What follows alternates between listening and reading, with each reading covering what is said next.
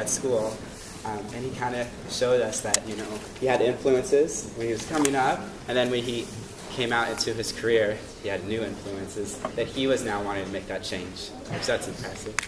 Our next speaker is actually one of the political science teachers, like the best political science teacher. So me and my buddies took him a couple semesters back, and we enjoyed every minute of the class, even the tests, which were hard, but we made it through, and it was a worthwhile class. This is 20Reese, everyone.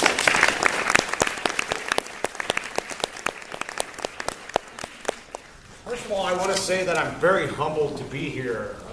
I look out at the audience and I see a lot of my students here, and I've been trying to compliment them as I see them, because you never get these students really dressed up. And so you're just looking fantastic, and it makes me humble that you can do that for us. Let me just talk a little bit about my topic. But before I do, I want to share with you things that I've been going through since November 8th, which was our election day. It's been very hard for me. I'm reminded of a Seinfeld episode where this one guy, he turns Jewish and he starts making Jewish jokes, and Jerry's insulted not because he's becoming Jewish, but because he's a comedian. He's saying, I don't like him making jokes about Jews. Okay, so what this means is,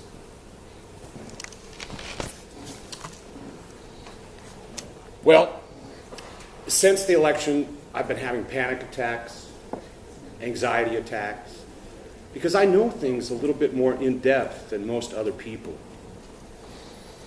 Okay, now that doesn't mean that, the world's going to end or politics is going to end, but it does mean that there's some problems.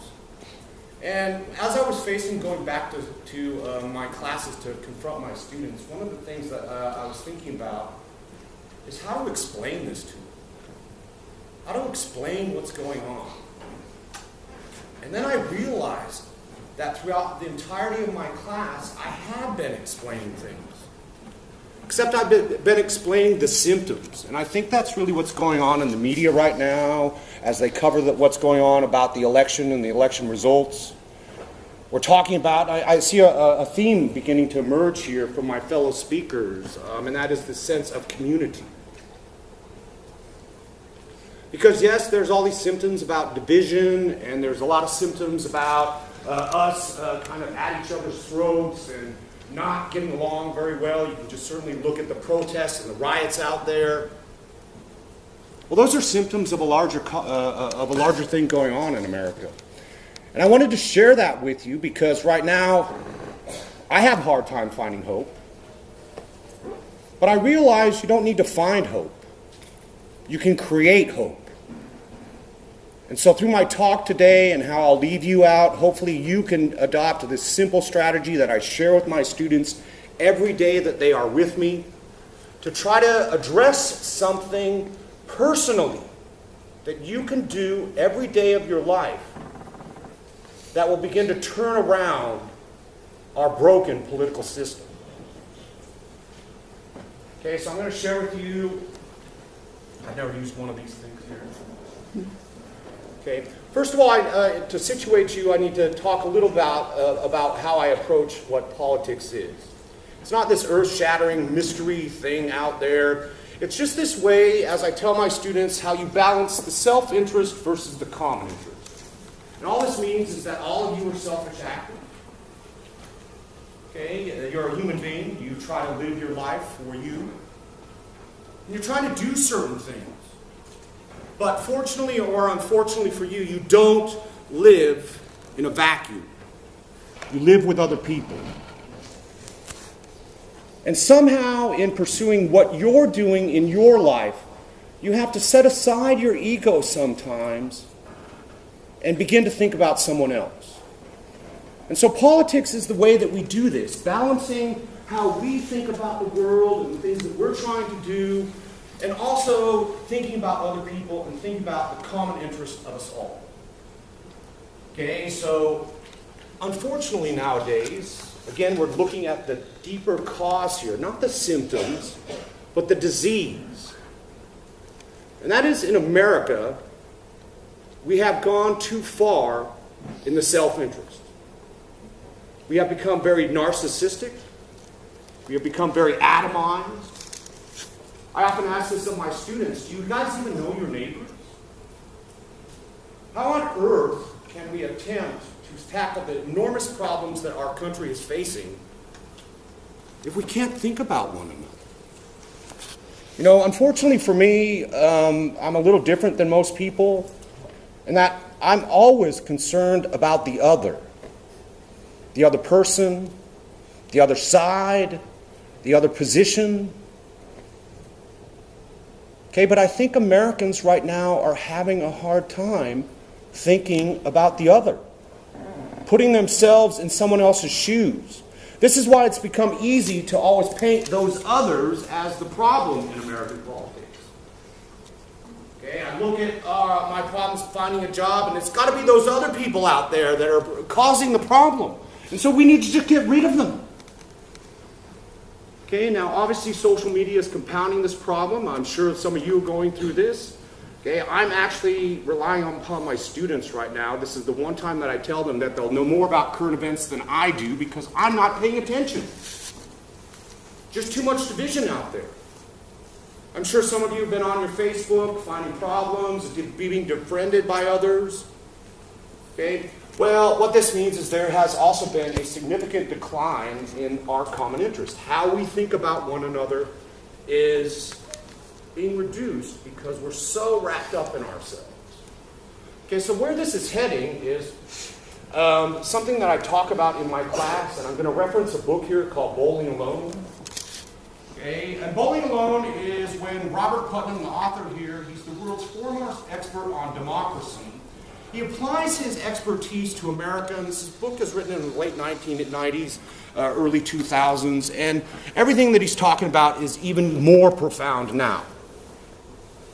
And what he does in Bowling Alone is he does a cross-time comparison in which he compares one time in American politics, which he says this was the highlight, this was the top time where we had the most social capital. And that was the greatest generation.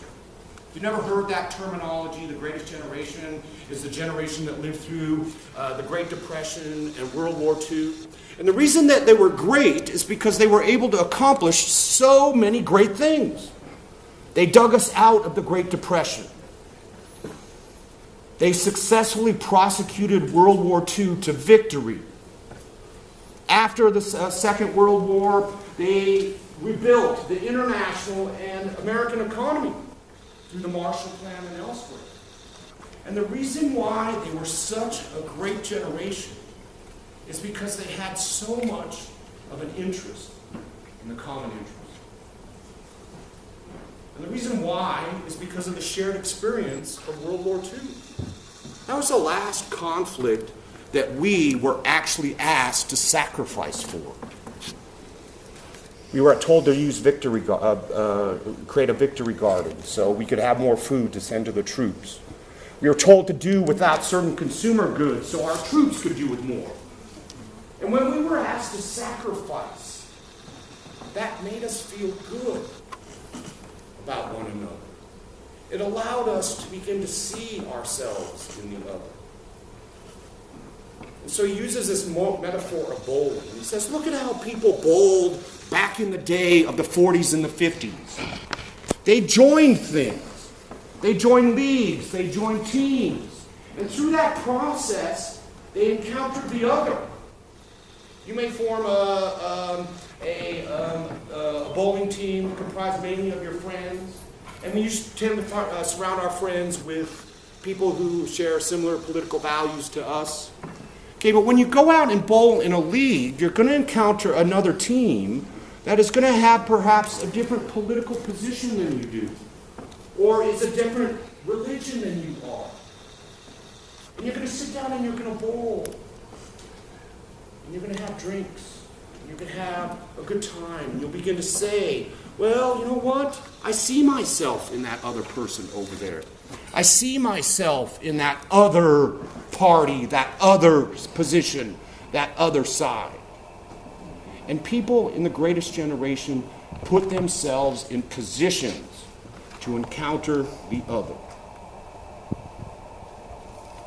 They bowled together. Then he fast forwards. He talks about what's going on in the 1990s. And as I said, everything that he was talking about has just gotten even worse. And he said, look at how people bowl today. They don't join anything anymore. They don't put themselves out there to encounter the other. Okay, if they bowl at all, they'll call up their friends who share similar values to what they already have. They'll go and bowl a few lines, and they'll go home, having never encountered the other. The major problem that undergirds everything that you're seeing in politics, it doesn't matter what side of the aisle that you are on, is our declining social capital in America. When was the last time you put yourself out there? When was the last time you put yourself in an uncomfortable position to encounter the other and to create community?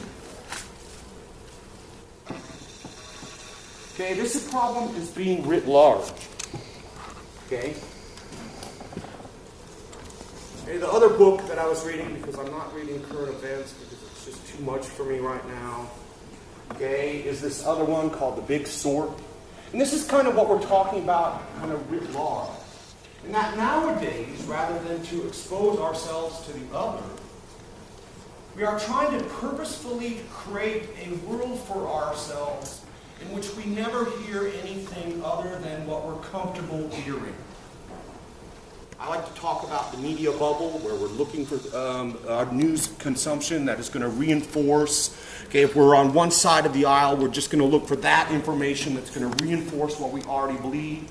Well, we're doing this physically too. We're now living in neighborhoods, okay, that we just never encounter the other. And so this is, again, the major problem that is undergirding almost everything else going on in America.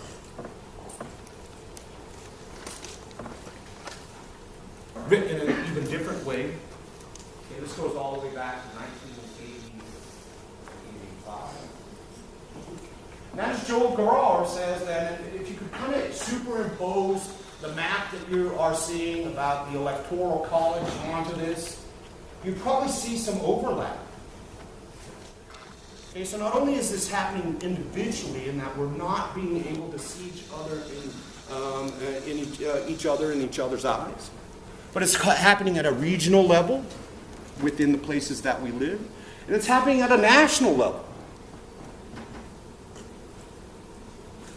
Okay, so again, when the mind doesn't know the solutions or doesn't know the explanations, you make up things. I know I've been doing this.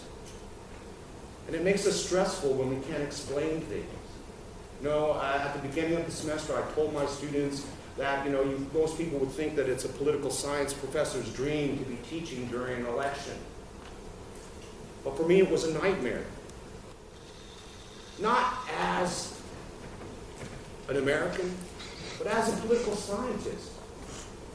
We couldn't explain what was going on. We're still having a hard time explaining things.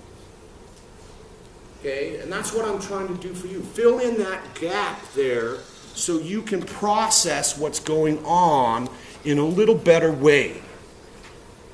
And once you make that understanding that we are bowling alone, that we are sorting ourselves out, that we are creating nations within our United States that don't have a lot in common.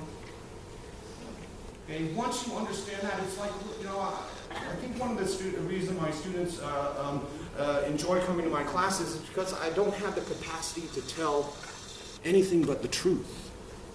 And sometimes the truth hurts. We have to look in the mirror, and that's really what I'm asking you to do here. This is a problem that all of us are responsible for.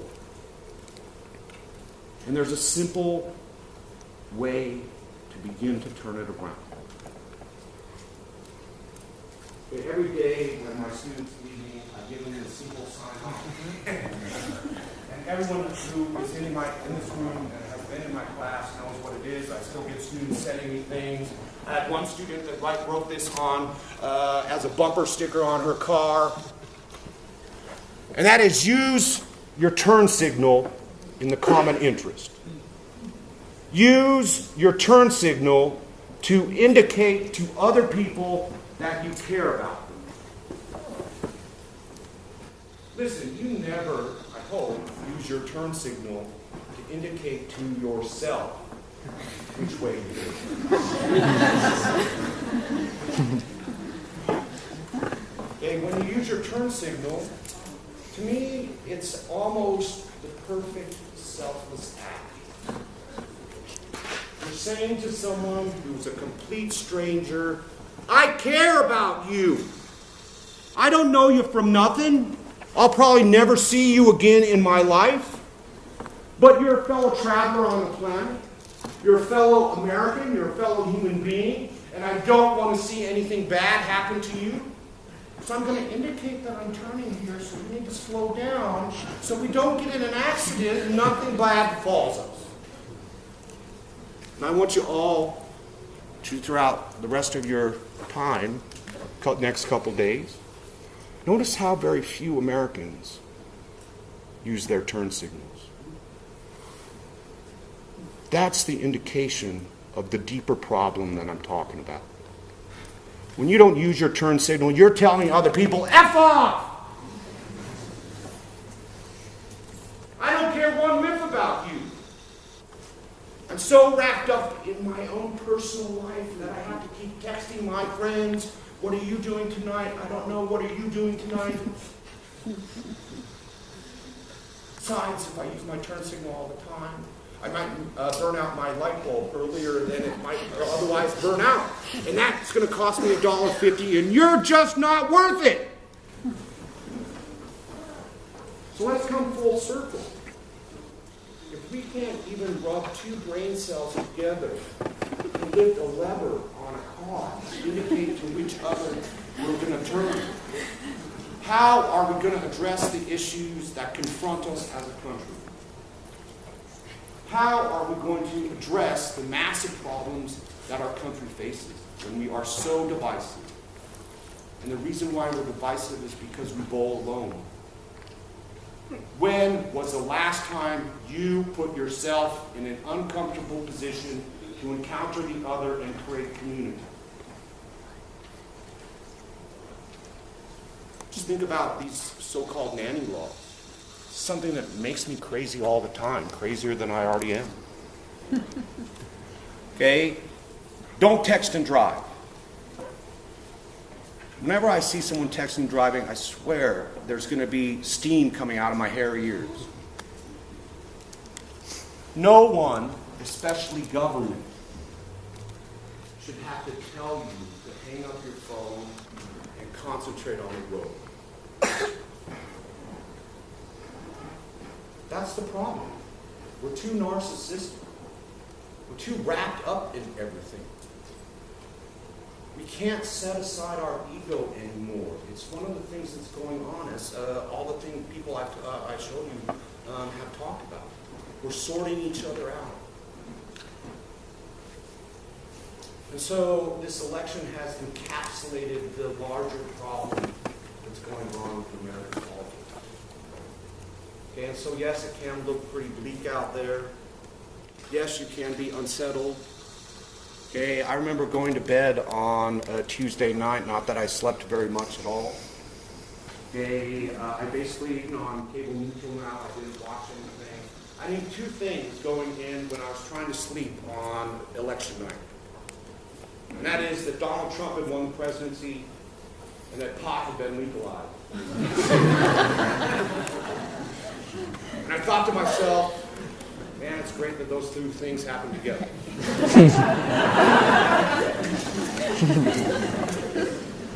But since then, I've had a hard time, paying attention to the news. I tell my students I'm not usually, I'm not tweeting anything out. I'm not reading. I'm not consuming news. I'm kind of living on a deserted island right now by choice. Because in the wake of the election, all of these things that I've been explaining in my classes for years have finally kind of come to a head, come to a tipping point. And that's why I feel a little hopeless. And I'm used to stuffing my students full of hope and support. And so when I was asked to do this talk, I thought, well, how can I make it so that I can create a little hope by the people that are there, and how can I begin to create hope in my students once again? And as Morpheus reminds us, okay, the simple thing that you can do is use your turn signal in the common interest. Thank you.